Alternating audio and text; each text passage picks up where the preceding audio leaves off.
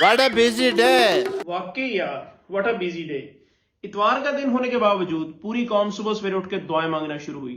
यही कौम अगर इतनी सुबह अपने कामों के लिए उठने लग जाए तो हम 2 साल में इस मुल्क के कर्जे उतार सकते हैं।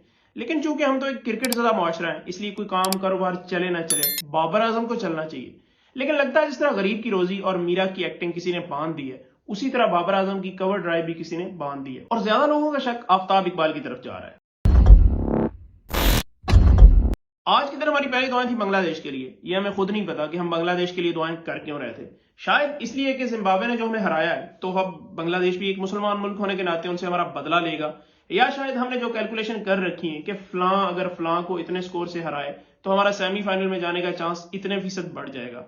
या फिर हम कंफ्यूज ही इतने थे कि हमें खुद नहीं समझ आ रही थी कि हमने दुआएं करनी किस मुल्क के लिए हैं। वैसे ये आईसीसी की भी कुछ समझ नहीं आती है कि एक ही ग्रुप जिसमें तीनों एशियन टीमें हैं और तीनों पड़ोसी ममालिक हैं, सबका मैच एक ही दिन में रख दिया। हमारे दिमाग पहले ही इतने उलझे पड़े हैं कि कुछ समझ नहीं आ रहा। ऊपर से हमारे ही ग्रुप के 3 मैचेस, वो भी एक दिन में। हमारी टीम के लिए एक दुआओं का सहारा ही बचा था, वो भी आईसीसी ने गड़बड़ करवा दी। खैर दूसरे मैच में तो हम क्लियर थे कि पाकिस्तान के लिए ही दुआएं मांगनी है। अब पता नहीं हमारी दुआओं का असर था या सामने वाली टीम ही इतनी कमजोर थी। खैर जो भी था, हमने ये मैच तो बासानी जीत लिया, जिसमें नीदरलैंड ने टॉस जीत के बैटिंग का फैसला किया और शाहीन अफरीदी ने भी पहले ओवर में विकेट लेने का फैसला किया। लेकिन नीदरलैंड की टीम ने उनका यह फैसला मुस्तरद करते हुए तीसरे ओवर तक डिले कर दिया और बिल आखिर शाहीन ने अपने दूसरे और इनिंग के तीसरे ओवर में पहली विकेट ले ली। 5वें ओवर में हारिस रऊफ ने इंडिया वाले 2 छक्कों का गुस्सा बेचारे लीड पे निकाल दिया और उसको बाउंसर मार के ठीक ठाक जख्मी कर दिया। अच्छे खासे हैंडसम बंदे के मुंह पे 4-5 टांके लग गए। शादाब ने भी अपनी पिछली खराब परफॉर्मेंसेस का बदला चुकाते हुए 4 ओवर में सिर्फ 22 रन देके 3 विकेटें ले ली।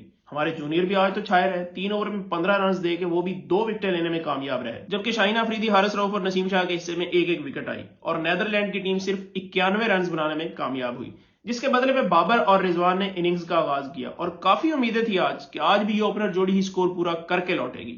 लेकिन जिस तरह पहले बात की है कि बाबर की कवर ड्राइव बल्कि पूरी की पूरी बैटिंग किसी ने बांध दी है, लेकिन उस मर्द मुजाहिद ने बंधी हुई बैटिंग के साथ भी 4 स्कोर बनाए। रिजवान ने आज भी घर के बड़े भाई की तरह सारी जिम्मेदारियों को अपने नाजुक कंधों पे उठाया और मंजिल की तरफ चल पड़ा। और इन्हीं जिम्मेदारियों को निभाते निभाते उसने अपने कैरियर के 2500 स्कोर भी पूरे कर लिए, जो कि उसके अपने हैं, जाती अपने। खैर कुछ हमारी दुआओं का नतीजा और कुछ रिजवान की जिम्मेदारियों का नतीजा, हम आज का मैच बल्कि वर्ल्ड कप का अपना पहला मैच अल्लाह अल्लाह करके जीत गए। और इस जीत के बाद हमें तो ये नहीं समझ आ रहा था कि वर्ल्ड कप में हमारा सफर आज से शुरू हो रहा है या खत्म। इसलिए हम तो ढंग से आज के मैच की जीत की खुशी भी नहीं मना पाए और लग गए अगले मैच की दुआओं में, क्योंकि हमारे मैच के बाद अगला मैच था इंडिया और साउथ अफ्रीका का, जिसमें ना चाहते हुए भी हमारी सारी दुआओं का इसारे सवाब जा रहा था इंडिया को। लेकिन जैसे हमारी दुआएं हमारी अपनी टीम के लिए कभी कबूल नहीं हुई हैं, इसी तरह इंडिया के लिए भी कहां कबूल होनी थी। और बाबर ने कोहली को कहा भी था कि बड़े भाई हमारे लिए खेलना है आज, लेकिन शायद वो ये समझा कि बाबर कह रहा है हमारी तरह खेलना,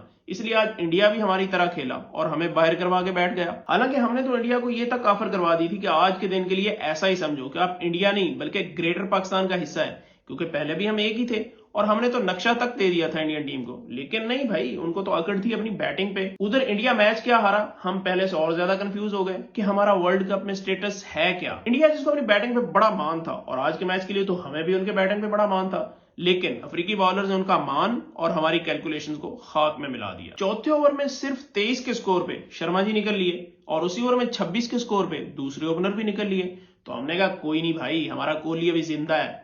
लेकिन उसने भी कहा तुम मुझे मरा ही समझो, और वो भी निकल लिया। सूर्या कुमार यादव ने कुछ हमारे हौसले बढ़ाए और उम्मीद दिलाई, लेकिन उसके अलावा बाकी सारी बैटिंग लाइनअप सिंगल फिगर में ही भुगत गई। यार कुछ सूर्या कुमार की मेहरबानी और कुछ हमारी दुआएं। 134 रन का टारगेट दिया साउथ अफ्रीका को। अर्शदीप सिंह जो एशिया कप में गद्दार बना था और पाकिस्तानी एजेंट भी, उसने आज भी अपना पाकिस्तानी होने का सबूत दिया और अपने पहले ही ओवर में 2 विकेटें ले उड़ा। तो हम मासूम लोग अर्शदीप की उन्हीं 2 विकेट्स की बेस पे खुद को सेमीफाइनल में पक्का समझ बैठे, लेकिन हमें क्या पता था कि भाई मिलर और मार्करम अभी पीछे बैठे हैं और उन दोनों कमीनों ने हमारी एक दुआ ना चलने दी और हमें वर्ल्ड कप के आउटर सर्कल में लाके खड़ा कर दिया, जहां से हमें अब हल्की सी ठोकर लगनी है और हमने सीधा पाकिस्तान आके गिरना है। हाँ, लेकिन एक फायदा है कि अगर किसी ने ऑस्ट्रेलियन तोते मंगवाने तो वो अपनी टीम से एडवांस में कह दे। ऑन अ सीरियस नोट, आज का मैच काफी इंटरेस्टिंग था और जो लोग कोहली के कैच ड्रॉप वाली एक्टिंग को सलमान खान की करण अर्जुन वाली एक्टिंग से कंपेयर कर रहे हैं, वैसी बात नहीं है। माना कि Kohli is a good actor, लेकिन he is a true sportsman.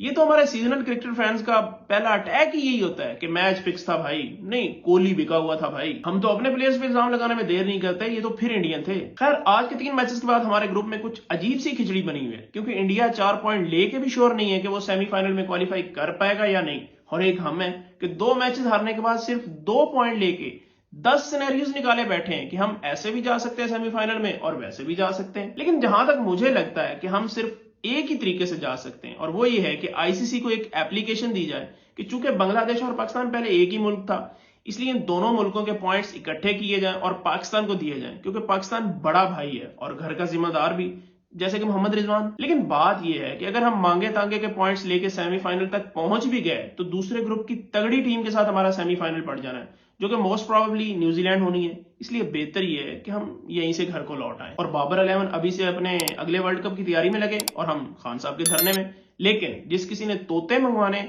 वो अभी से बाबर 11 को इन्फॉर्म कर दे और कलर भी बता दे। चैनल को सब्सक्राइब करना बिल्कुल भी हराम नहीं है, सो कर लिया करो। मिलेंगे अगले मैच के किसी तबसरे में। अल्लाह हाफिज।